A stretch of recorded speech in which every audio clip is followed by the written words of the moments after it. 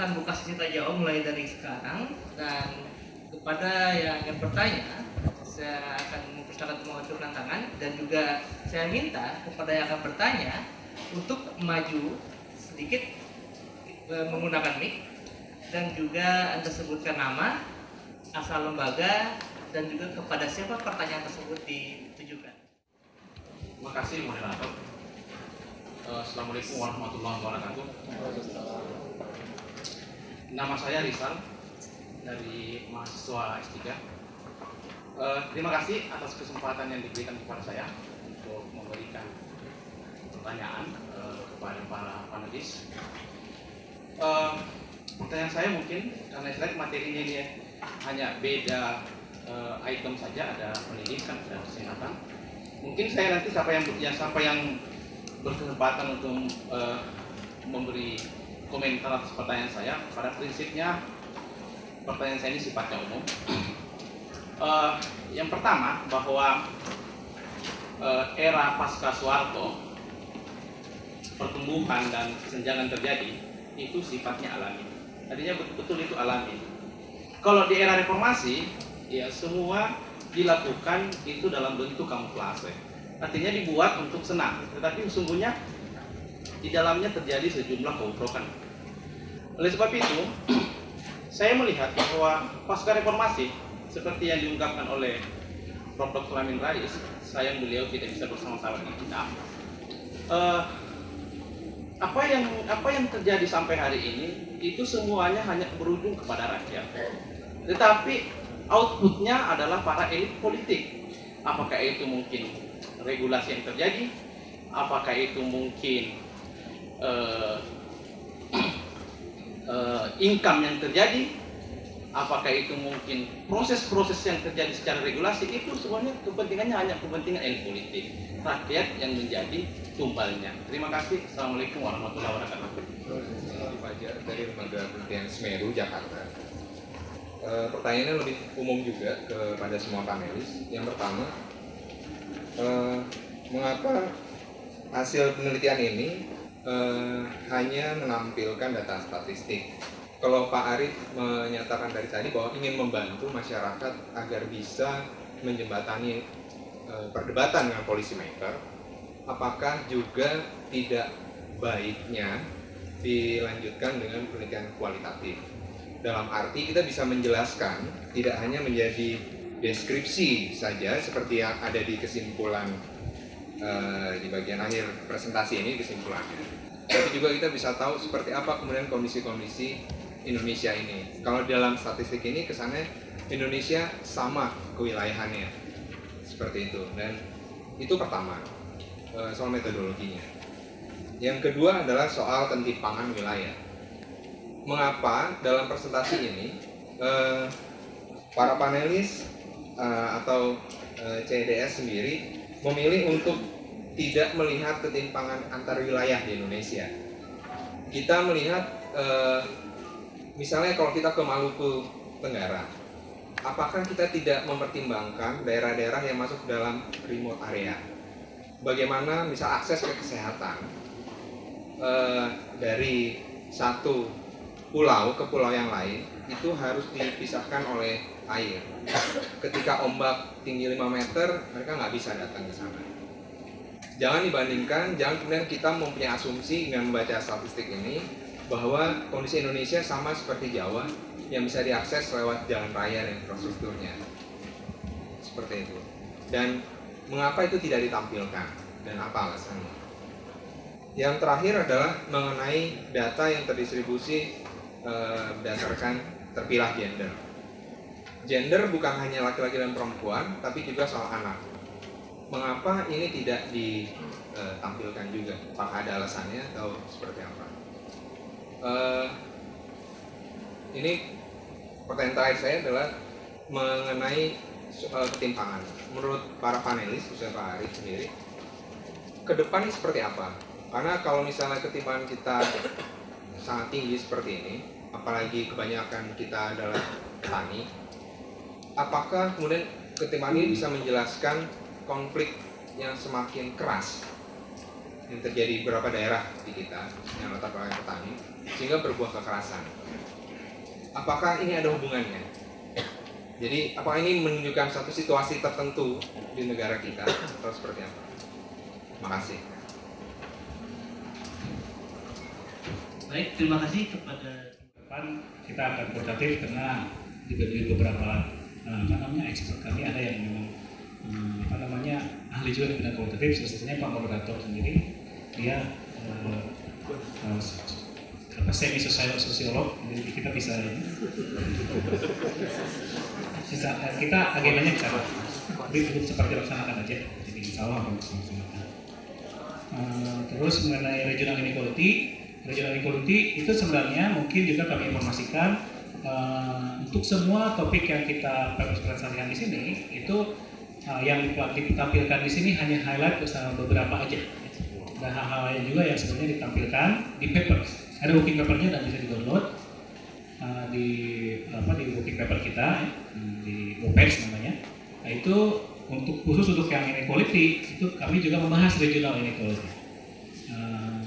Terus kalau boleh saya share sedikit hasilnya, mungkin ketimpangannya tinggi ya, tapi selama periode 20 tahun terakhir itu khusus berdasarkan data Susenas yang kami punya, itu ternyata ketimpangan antar daerah itu cenderung flat, tidak memburuk, tidak membaik, bahkan sedikit membaik. Tapi ada teman-teman kami yang menghitung menggunakan PDRB per kapita, itu mereka menemukan kecenderungan ketimpangan antar daerah meningkat. Tapi kalau kami kan dengan Susenas Pak, jadi kalau dengan Susenas itu dia konsumsi. Nah ini bisa liar nih hipotesisnya.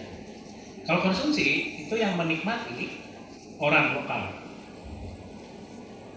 Kalau PDB per kapita itu PDB, who knows who own the primary factors.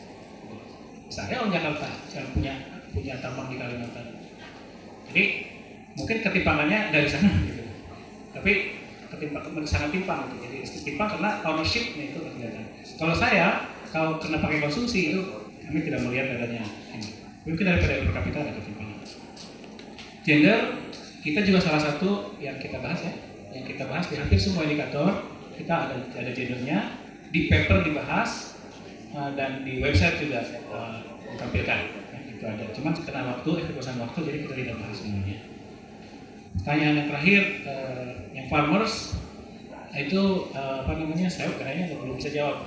Nah itu perlu empirical research, empirical question. Cuman mungkin yang saya bisa share sedikit adalah ada hal yang menarik ketika saya berbicara ketimpangan di desa yang meningkat. Itu mungkin terkait dengan labor ya. Kecenderungannya saya ada data yang menunjukkan bahwa real wage, upah real, unskilled labor di pedesaan itu menurun drastis. Itu datanya ada, itu di DPS statistik ya. Dan saya punya datanya menunjukkan menurun drastis. Apa yang terjadi? Yang terjadi adalah ini simple supply and demand. Kalau real wage itu menurun, berarti either demand-nya berkurang atau supply-nya bertambah. Nah, ternyata ada kecenderungan excessive supply of unskilled labor di desa itu bertambah. Kenapa? Salah satunya adalah karena tadi kalau disebutkan formality rate di urban declining. Dulu, ketika zaman normal, ketika labor belum berani turun di jalan ceritanya, ya, itu sektor manufaktur di perkotaan itu jadi safe haven dari orang desa yang hanya bisa dibukani di desa, ya, hanya earning very marginal wage untuk lari ke kota dan menemukan kerja formal yang layak sehingga dia bisa bertambah, livelihoodnya bisa meningkat. Di early tahun 2000-an manufacturing itu tumbuh tanpa tenaga kerjanya tumbuh. Namanya jobless growth, itu fenomena yang terjadi. Salah satu topik kajian kita di CEX juga. Nah itu terjadi. Jadi di desa ada kecenderungan seperti itu.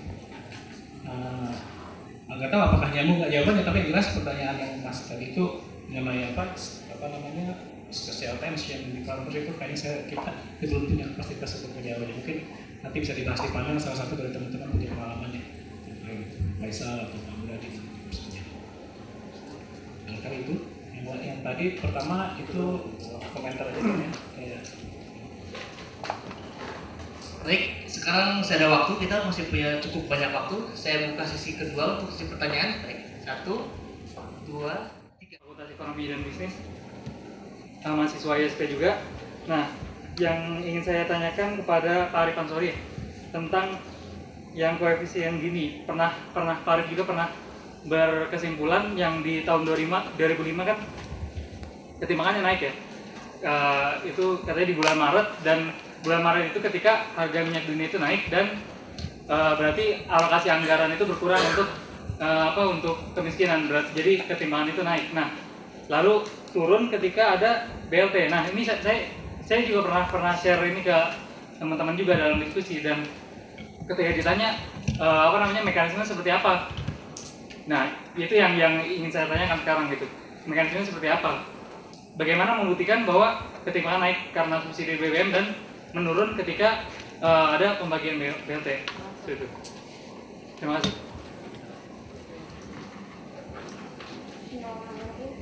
Nama saya Dian. Bisa agak maju, kurang terdengar. Lagi Pak, pertama kali.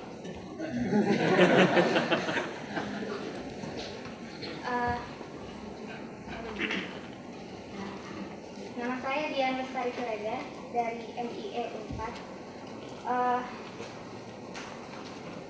Ini kan setelah era reformasi. Kalau yang saya cukup tertarik untuk yang dibahas mengenai kesempatan kerja, tenaga kerja. Dan yang dibahas di sini hanya yang bekerja di sektor formal. Nah, saya sekarang cukup tertarik untuk membahas di sektor informalnya. Nah, di mana sektor informal itu kan imbas dari sektor formal, di mana orang-orang yang tidak mempunyai kesempatan untuk bekerja di sektor formal, akhirnya mereka lari ke sektor informal untuk dapat bertahan hidup, seperti itu. Nah, tapi kalau dari data yang saya lihat beberapa hari ini, saya tidak tahu saya yang salah atau seperti apa. Ternyata setelah era reformasi ini, orang yang bekerja di sektor informal ternyata sudah lebih besar daripada orang yang bekerja di sektor formal. Meskipun yang bekerja di sektor informal itu sudah mengalami peningkatan beberapa persen, seperti itu. Nah, poin yang ingin saya ungkapkan di sini, di kesimpulan Bapak yang di bagian pertama, bahwa pemerataan kesempatan terhadap beberapa aspek itu terhadap kesempatan kerja di sektor formal itu tidak membaik dan semakin memburuk. Tetapi kalau yang saya lihat dari, saya memang tidak punya datanya, tapi kalau yang saya lihat dari berbagai kasus, dari koran, ternyata orang yang bekerja di sektor informal itu ternyata keadaan mereka malah semakin lebih membaik. Walaupun ternyata sektor informal itu masih dianggap ilegal dan bukan legal seperti sektor formal. Jadi yang saya ingin tanyakan sederhana sekali, tapi tanggapan Bapak itu seperti apa? Terima kasih.